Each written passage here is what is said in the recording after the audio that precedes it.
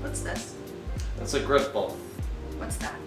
It is a Rooster Teeth product because they invented this thing called Griff ball, which was an offshoot of Red vs. Blue, because one of the characters' name is Griff, and they would carry this, and then they would turn into Griff, and then everyone would try to kill Griff, because no one likes Griff. Hi, I'm Ashley Blom. And I'm James Fight. And together we are BlomFite. A comedy duo team. From Austin, Texas. And this is our banter.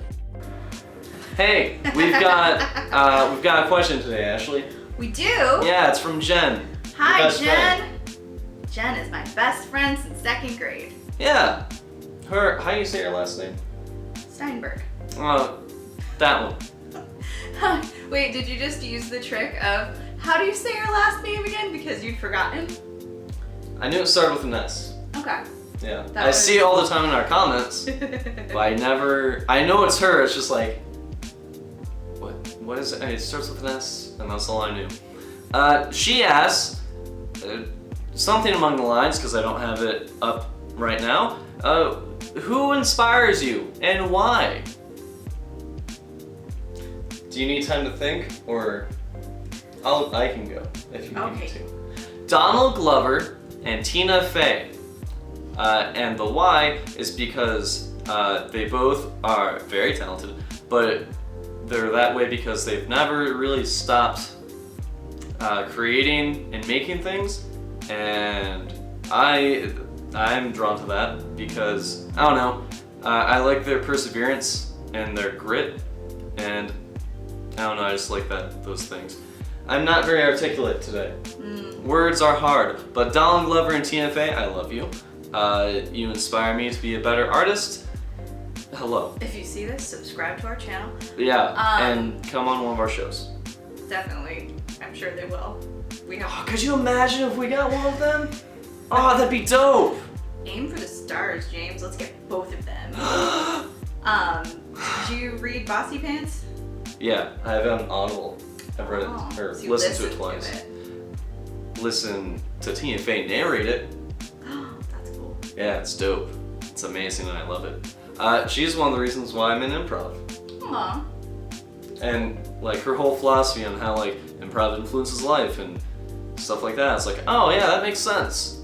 And I agree. Improv's cool. Improv is cool. That's how we met.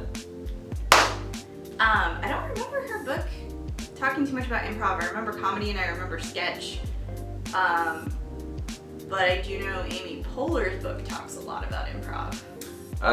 So Tina's book is Tina's book because we're on a first name basis. Hey Tina. It was essentially like yes, you agree to the reality. Like she lists out the rules, which is yes and yes and. I forget what her third one is, but she's just like, that's the basic improv. And then she also mentions how she worked at YMCA and used that money to pay for improv comedy classes, and then that kind of led her to the places. And that's all she talks about, really, about improv. Yeah, so it was very small. I read it before I did a lot of improv, so. Yeah. So who inspires you and why? Well, I follow a lot of disabled cats on Facebook. Wait. Hold on. Disabled, like... Handicap? Well, what is... Okay. What? No, I'm just making sure. What's the PC term?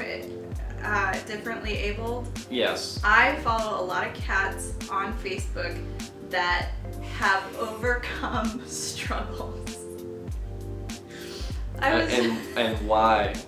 Because they're just so cute and they just worked so hard. I follow Anakin, the two-legged cat. I follow Chase No Face, a cat that literally doesn't have a face. This is what?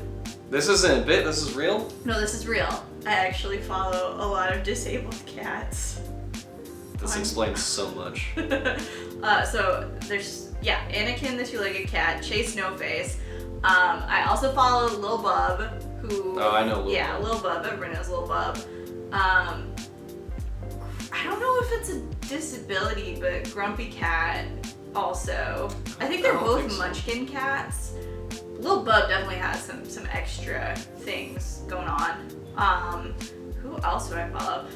Maybe I just follow a lot of cats in general, because there was a cat named, I think, Chairman Meow. Colonel Meow. But he has since passed away. It was very sad. And I also follow Venus, the cat. She has 2 different colored eyes like I do, and also she is a half black cat and half orange. So I follow her also. And that's not really a disability, it's just kind of cool. So,